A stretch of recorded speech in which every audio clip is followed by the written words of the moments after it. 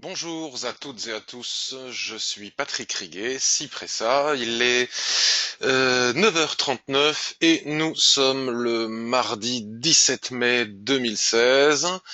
Je suis avec vous pour la traditionnelle revue de marché pour le compte de DailyFX, le site web, le forum d'analyse technique de recherche de mon partenaire, pardon, veuillez m'excuser, de mon partenaire FXCM.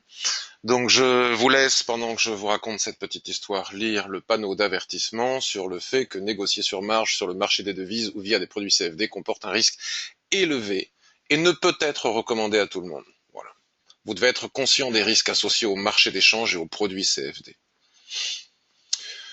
Je vous laisse lire jusqu'au bout. Et c'est parti. Donc, je voudrais vous dire aussi, avant de démarrer avec les analyses, que le 27 mai prochain, je serai en direct depuis les bureaux parisiens de FXCM à 10 heures du matin et jusqu'à midi pour une présentation de l'Ishimoku. Donc ce sera un webinaire conférence, une conférence webinaire, où je tenterai de vous apprendre les rudiments de l'Ishimoku. Donc il faut savoir que lorsque j'anime une formation, il y en a pour minimum 6 heures intensives pour des gens qui ont déjà quelques bases en trading, sinon c'est plus long encore, et que ma formation totale à l'Ishimoku, que vous pouvez retrouver ici sur le site web ishimokukinkoyo.info, est une formation qui fait 100 pages A4 avec plus de 145 graphiques. Il y a 9 vidéos, 4h30 de cours en vidéo, une approche extrêmement progressive. Tout cela pour dire que je ne pourrais bien évidemment pas enseigner l'utilisation de l'Ishimoku sur 2 heures. Mais en tout cas, ce que je pourrais faire certainement, c'est d'en faire une présentation, expliquer succinctement et rapidement, sans rentrer dans les détails, l'utilité de chaque ligne de l'Ishimoku indépendamment des autres et dans sa globalité. Et pourquoi est-ce que l'on dit Ishimoku, voir l'équilibre d'un graphique en un clin d'œil. Je vous expliquerai pourquoi, parce que c'est pas pour rien que existe cette définition. Cela vous permettra peut-être, si vous n'avez pas de connaissance du tout de l'Ishimoku, il n'y a pas longtemps quelqu'un m'a dit sur Twitter, quand je vois un graphe comme ça, c'est vraiment du chinois. Bon, en l'occurrence, c'est du japonais. Donc effectivement, quand on n'a aucune notion de l'Ishimoku, et étant donné toutes les bêtises qui sont colportées sur l'internet concernant l'utilisation de l'Ishimoku, qui vont vous faire perdre, hein. Il y a énormément de choses sur internet qui sont dites sur l'Ishimoku qui font perdre les gens ne savent pas, parce que ce n'est pas parce qu'on n'est pas bon en mécanique qu'on n'a pas le droit de faire un tuto sur comment changer une courroie de distribution. Moi, j'ai jamais fait ça de ma vie, mais je peux vous faire un tuto. Après, vous aurez plus de voiture. Donc, il y a aussi des gens qui n'y connaissent rien en Ishimoku, mais qui en parlent sur Internet. Donc, il faut faire attention. Donc, je vous ferai une présentation globale de l'Ishimoku, et peut-être que par la suite, ça vous donnera envie d'en savoir plus sur ce merveilleux système de trading. Donc, pour être franc avec vous, contrairement aux mardis précédents et tous les mardis précédents de ces dernières semaines, je crois que je ne vois pas une opportunité de trading où que ce soit. À ce sujet, tiens, je vous invite, parce que c'est intéressant, parce que ça permet de rebondir, je vous invite à lire le dernier billet de mon blog. Donc vous cliquez sur blog, comme je viens de le faire là-haut dans le menu horizontal du site, et ici vous avez chronique d'un plan de trading. Ah ben il y a déjà 22 commentaires, dites donc, les gens se sont lâchés sur les commentaires, où j'explique qu'en fait, pour gagner en trading, vous avez un article sur la gestion du risque, sur le money management, où j'explique bien que sans money management, il est illusoire de vouloir gagner un jour sur les marchés. C'est totalement impossible. Donc les gens se concentrent pendant des semaines sur l'analyse technique sans tenir compte du money management, alors qu'en réalité, on devrait faire le contraire. Et j'explique aussi que la meilleure façon de trader, selon moi, est de préparer un plan de trading et d'attendre qu'il s'exécute. Il n'y a pas besoin de gagner plus de 3, 4, 5 trades intraday par mois pour pouvoir faire d'importantes plus-values sur son compte de trading. Plus on trade, plus on a des chances de perdre. Donc c'est pour ça que moi, quand je ne vois pas d'opportunité, comme ça en plus ça tombe bien parce que je dois m'absenter, je dois aller travailler avec mon autre vrai travail, donc je vais pas trader de la journée, et puis c'est peut-être pour ça que je n'arrive pas à voir grand-chose. Bref, il y a des opportunités peut-être sur l'euro USD que je suis chaque jour et pour lequel il va falloir attendre. Donc euro USD sur le weekly, vous voyez, on est toujours inscrit dans cette dérive latérale. Nous avions eu cette magnifique étoile filante et cette étoile du soir sous la résistance, sous la borne haute, du range, qui laisse à penser qu'il ne serait pas incongru d'imaginer que les prix vont revenir chercher le bas du range à 1,0576, mais enfin, voyez la quantité de temps, de semaines qu'il faut à la paire pour bouger. Elle est incrustée dans cette dérive latérale, et elle descend de borne en borne avec beaucoup de lenteur. Donc en attendant, soit on entre swing et on vient chercher au minimum la zone d'équilibre du range. Je vous parlerai de la zone d'équilibre des ranges le 27 mai prochain en direct depuis FXCM à 10 heures.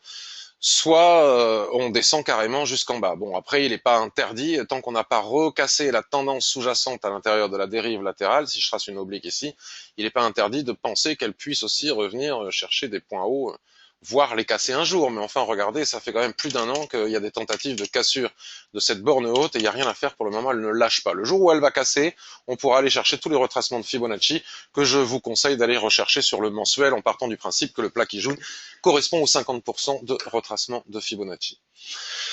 Donc ça c'est pour la vue globale. Après, d'un point de vue plus court terme, j'avais proposé la semaine dernière un plan de trading que nous avons parfaitement bien exécuté, que vous pouvez voir justement sur le billet du blog que je vous ai invité à aller voir. Nous en parlons. L'idée, c'était qu'ici, nous avions, à partir du moment où l'étoile filante, qui est ici weekly, s'est formée, donc ça c'est la mèche de l'étoile filante, et ça c'est la clôture du corps du chandelier de l'étoile filante. Et malgré cette cassure, on ne peut pas parler de fausse cassure, c'est une cassure sur le H4, mais les unités de temps supérieures priment au niveau des unités de temps inférieures concernant les informations qu'elles délivrent, ces UT.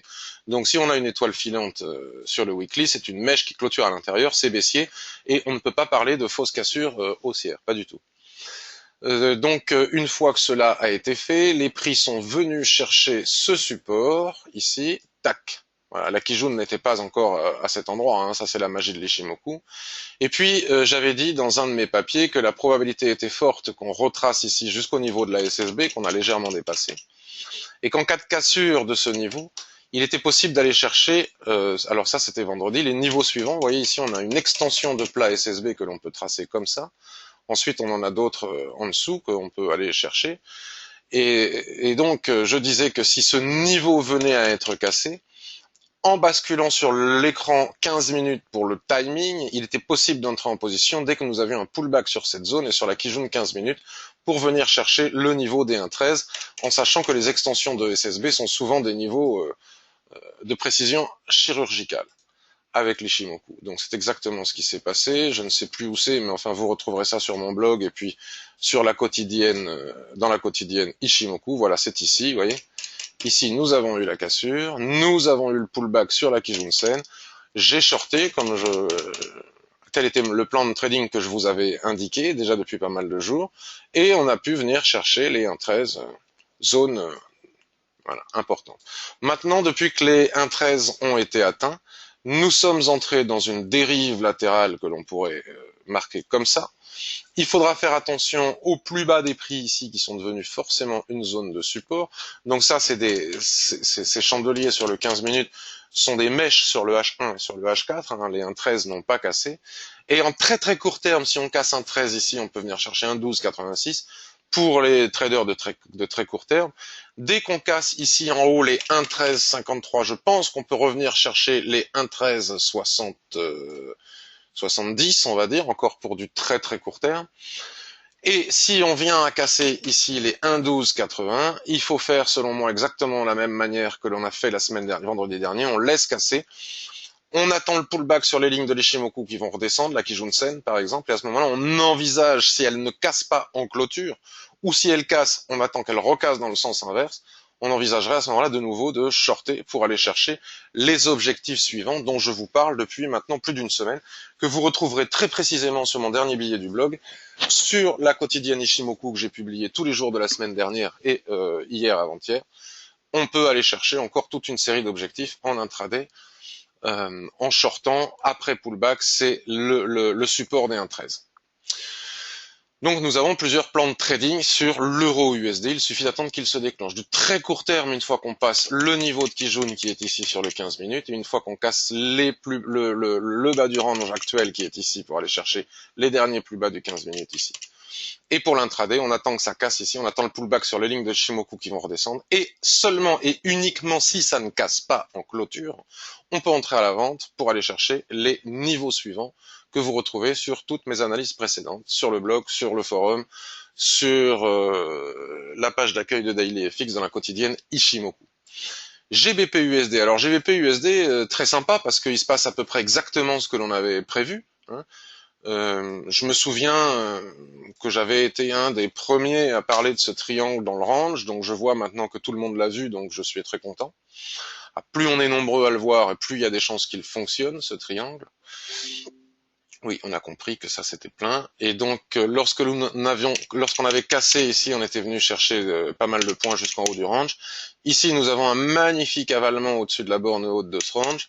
Les prix reviennent tester la borne haute de ce triangle et semblent de nouveau repartir vers le haut ici. Alors, ce qui est intéressant de constater ici et maintenant, c'est que malgré tout, on est sur un niveau de résistance. Regardez, on doit tenir compte de cette résistance intermédiaire. Les prix ici ont bien marqué, regardez le doji ici, regardez ici, il y a plusieurs tentatives, c'est des pullbacks.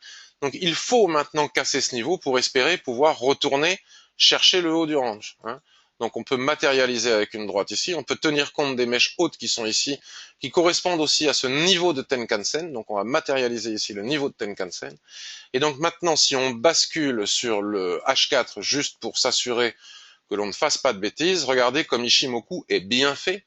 Les niveaux que l'on a tracés sur le daily sont des niveaux que l'on retrouve parfaitement sur le H4. Regardez, le niveau de plat Tenkan daily est ici une forte SSB, longue et plate, donc assez forte, même si on est dans une zone de range et qu'il est possible de la traverser.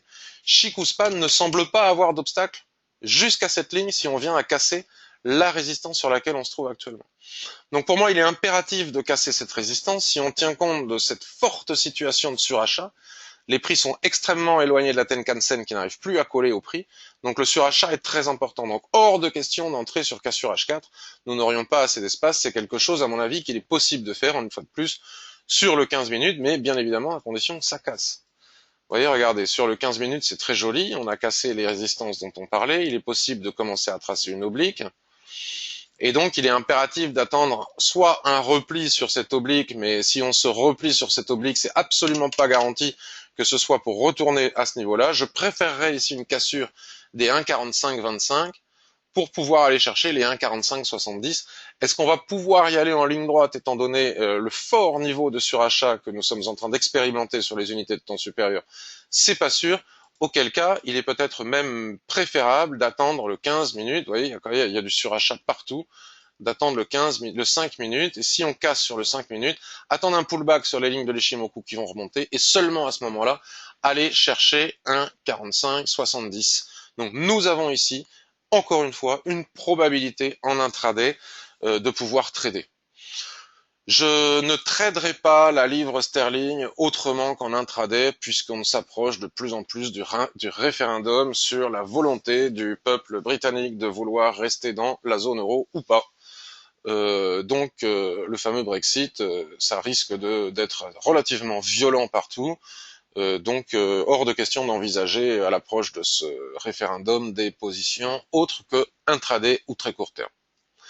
Donc je récapitule, j'ai récapitulé sur Euro-USD, je récapitule sur GBP-USD, la paire a parfaitement bien rebondi ici sur la borne du canal, du triangle. Par contre, on est en train de dépasser la Kijun-sen ici en séance, mais tant qu'on n'est pas ce soir 23h, on ne peut pas parler de cassure, hein. On pourrait très bien avoir une mèche, regardez ce doji ici. On pourrait très bien avoir une mèche sous la Kijun qui ne validerait pas du tout la poussée actuelle qui est dépourvue totalement de volume, hein. Il n'y a pas beaucoup de pros de grosses mains actuellement sur le marché. Il faut faire attention. C'est peut-être aussi pour ça que je ne trouve pas beaucoup de signaux.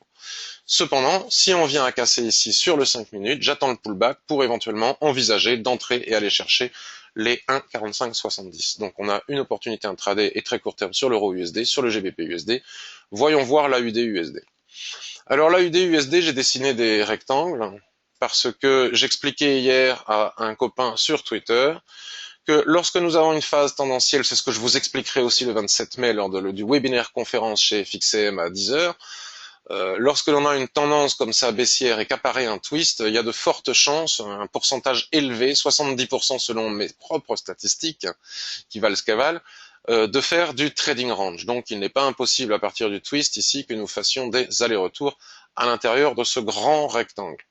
Théoriquement, nous avons tapé le haut du range ici, avec encore une fois, regardez, des toupies, un avalement, une étoile du soir, ça ressemble au GBP USD et à l'euro USD. La paire accélère jusqu'à la zone d'équilibre de son range, vous voyez, là, si j'enlève ma droite noire, là, nous avons un alignement ici de plat qui jaune avec un probable alignement ici de plat SSB, donc pas de plus haut, pas de plus bas au cours des 52 et 26 dernières périodes, c'est donc un range parfait. Et en cas de dépassement des 0,7250, il est peut-être possible d'aller chercher les 0,7050 et puis davantage ici en bas. Donc pour ce faire, je rebascule sur le H4. Je vois que les prix ont parfaitement rebondi ici sur le support que j'ai matérialisé sur le graphique hebdomadaire. Vous voyez, c'est la fameuse zone de polarité ici, elle est magnifique. Hein. On casse une résistance qui plus tard devient un support. Donc là, c'est un rebond. Est-ce qu'on veut, jusqu'où va aller le rebond? Je ne sais pas. Est-ce que l'on peut tracer une oblique comme ça, auquel cas ici nous aurions un triangle? La cassure de ce triangle implique les niveaux H4, 0,7160. Je vous apprends pas l'Ishimoku ici, hein, donc à vous de savoir que les extensions de SSB sont de potentielles cibles. 0,7075, etc. Donc évidemment, il est aussi possible d'entrer en intraday en ayant tracé les supports. Je vais être gentil, je vais le faire. Donc alors attendez, je suis revenu sur le H4. Tac, on trace ici les possibles cibles. Vous voyez, c'est quand même relativement simple. Les cibles intraday, pim, des fois les espaces sont importants, des fois ils ne le sont pas. Voilà. Et s'ils ne le sont pas, c'est pas pour rien. Et donc nous avons ici une oblique, tac, si on la casse, il y a certainement des points à aller chercher à la hausse. Par contre, si on vient à casser ici, vous voyez, les 0,7235, on peut, selon moi, aller chercher les 0,7166. Donc un superbe signal de trading sur AUD-USD ici, à condition de casser, d'attendre le repli, le pullback pour pouvoir entrer. On peut faire ça aussi sur le H1. Plus on arrivera à entrer avec un bon timing sur une unité de temps élevée, plus le signal a des chances d'être performant, plus la probabilité de gagner est importante. Vous voyez, toutes les cibles sont marquées. Donc encore une opportunité ici sur AUD-USD qui souffre en ce moment avec les statistiques chinoises. Et la poussée du dollar. Tiens, d'ailleurs, le dollar, j'ai pas regardé parce que j'ai pas l'habitude de... Ah ben, je l'ai pas ici, l'US dollar sur ce compte, parce que j'ai différents comptes, et sur ce compte, je n'ai pas le graphique de l'US dollar. Faudrait que j'aille le chercher. J'ai noté aussi USD Yen. Alors, USD Yen, très intéressant. Regardez, je suis sur mensuel, et ici, au niveau de l'Ishimoku, je profite pour vous montrer que tout fait obstacle à Chikou-span. Regardez comme cette ancienne droite de tendance, que les prix vont peut-être venir retester, bloque la Chikou-span. Donc il n'y a aucun type de signal de vente envisageable et envisagé, comme je le dis déjà depuis pas mal de temps, tant que Chikou-span ne passe pas sous les prix. L'USD Yen, je ne crois pas qu'il puisse beaucoup baisser. Pour le moment, ce n'est qu'un simple retracement de toute cette incroyable poussée. Vous voyez, c'est même pas 30% de retracement. Donc pas de panique en la demeure, il n'y a absolument pas de signaux baissiers de long terme. D'autant plus que je ne crois pas que la BOJ va laisser la possibilité au yen de continuer à progresser face aux autres devises ad vitam aeternam. Vu l'énergie et l'argent qu'ils ont dépensé pour faire baisser le yen, je ne crois pas que si on voyait le yen continuer à monter, voilà, c'est ça, je ne crois pas qu'ils le laisseraient monter longtemps. Donc je ne suis pas vendeur de l'USD yen, ne serait-ce que pour cette raison. Alors, je dis aussi depuis pas mal de temps que sur l'USD Yen, ce qui est absolument extraordinaire, c'est que chaque palier de SSB ici est un niveau absolument chirurgical pour trader la paire. Donc, vous voyez, si on trace, puisque je m'en souviens, tel avait été le cas lors de la montée, si on trace chaque palier de SSB, on retrouve tous les niveaux des prix. Vous voyez, paf, c'est là où ça a rebondi. Là, les prix sont allés chercher ce niveau. Et là, c'est un seuil majeur, le seuil des 110, puisque c'est un alignement de SSB et de plat qui jaune. Pareil pour les 106 ou les 105. Voilà. Donc c'est extrêmement simple à trader. Ensuite, il suffit de basculer de nouveau sur le H4. Le plus dur, c'est le timing d'entrée en position. Et on voit bien la précision incroyable de ces seuils. Regardez. Tout ça, c'est les extensions de SSB. C'est quand même assez incroyable, regardez. Hop, hop, les prix viennent les tester. Dès qu'on casse un de ces niveaux de SSB, a priori, c'est pour aller chercher le suivant. Donc, il est fort probable qu'on aille chercher les 110. Actuellement, la paire est à 109,40 et nous avons ici une résistance sur le chemin des 110 que nous pourrions mettre à profit en cas de cassure pour aller chercher en intraday les fameux 110. Donc basculons par exemple sur le H1, vous voyez, les prix stagnent sous cette résistance, ils ont du mal à passer, vous voyez, on voit bien, regardez la mèche ici. Donc si on vient à casser ici le niveau des 109,40, j'envisagerais d'entrer en position pour aller chercher les 110. Pour le moment, nous sommes en range. Regardez, le nuage twist sans arrêt, il est totalement plat. Il est très fin, nous indiquant qu'il y a faible volatilité, danger. Peu de professionnels sont à l'achat ou à la vente, sont sur le marché. Donc attention, Apple, je déteste Apple, c'est du harcèlement permanent. Voilà, ça c'est dit. Donc ensuite, donc nous avons ici une superbe opportunité de trading, en sachant qu'il faut faire attention parce que l'USDN n'offre pas toujours des pullbacks. Hein. Donc là, pour le moment, nous sommes en situation de surachat. Il serait quand même utile de laisser casser, d'attendre un pullback pour aller chercher les 110. Mais parfois, l'USDN, quand il casse un niveau, il n'offre pas toujours la possibilité de pullback. Mais bon, il suffit que je dise ça pour que les gens rentrent. Alors, je ne donne pas de signaux, hein, je vous le rappelle, je ne suis pas responsable de vos trades. Pour que les gens rentrent et qu'il y ait un pullback et que je me fasse gronder. Donc, il me reste à voir aussi l'AUD Yen qui présente une configuration intéressante. Alors, regardez, alors j'ai tracé, là je suis sur le mensuel, j'ai tracé cette droite noire parce qu'elle correspond à une résistance et à un support des prix. Flagrant, hein, on voit bien qu'il y a bataille ici, il y a des triangles autour de cet axe qui est un pivot très important. Alors, ce seuil est très important. Donc maintenant, si on bascule sur hebdomadaire, par exemple, qu'est-ce que l'on voit? On voit que la tendance est toujours baissière, que malgré tout, le nuage s'aplatit, se met à plat. Et ce qui est intéressant, c'est que nous avons eu la cassure de ce niveau, mais regardez, à chaque fois que ce niveau a cassé, on a rebondi pour retourner ici en haut de ce range.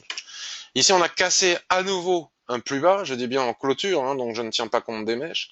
Ici, nous sommes en train de dessiner une formidable configuration de retournement en chandelier japonais, avec ce superbe chandelier Doji et cette probable étoile du matin. Mais nous ne sommes que mardi, donc il est tout à fait prématuré pour dire cela. Il faut attendre la clôture.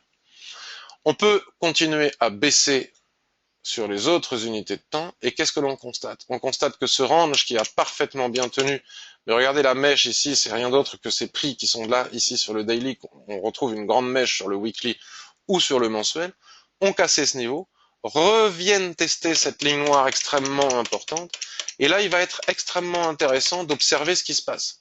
Soit les prix viennent taper cette ligne, dessinent des chandeliers de retournement, et il y a possibilité de vendre en trouvant le timing sur les unités de temps inférieures pour revenir chercher en intraday ici le bas de ce range, voir les derniers plus bas ici, voir des niveaux supplémentaires ce qu'on trouvera sur les graphiques aux UT supérieures. C'est comme ça qu'on fixe les objectifs avec Ishimoku.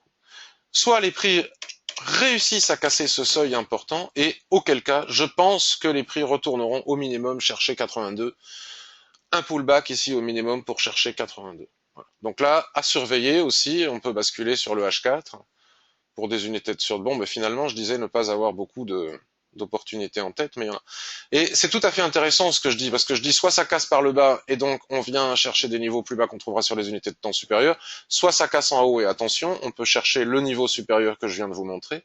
Mais tout cela dessine sur le H4 un range parfait. Regardez, tendance, twist, on en parlait hier, et bien évidemment, on se met en range, donc c'est là où sur Internet il est écrit de grosses bêtises, genre quand les prix cassent le nuage et Chikou aussi, on inverse la tendance, c'est totalement faux, surtout quand on est en range. Donc la cassure par le haut de ce niveau, de ce range, donne des objectifs plus hauts.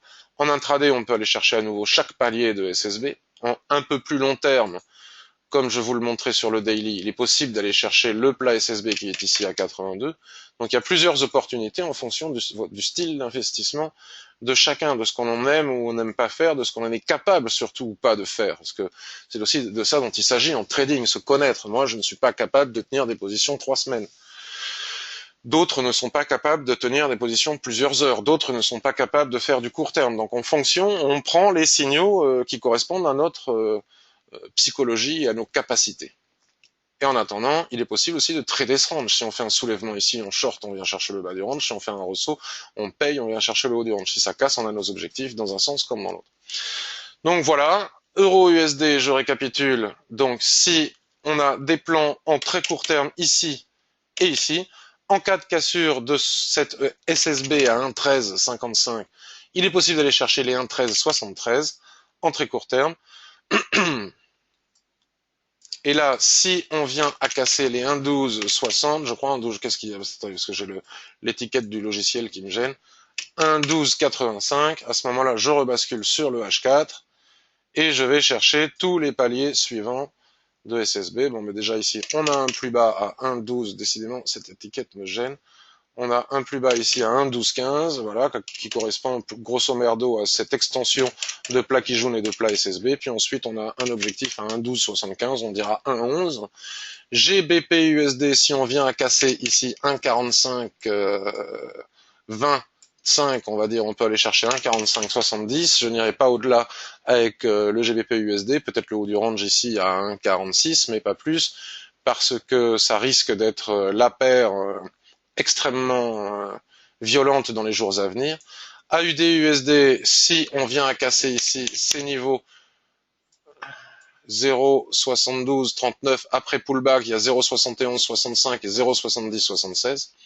Par le haut, si on casse l'oblique qui est ici, ben, il faudra aller regarder sur les unités de temps supérieures quels sont les objectifs, tels qu'on pratique toujours avec Ishimoku.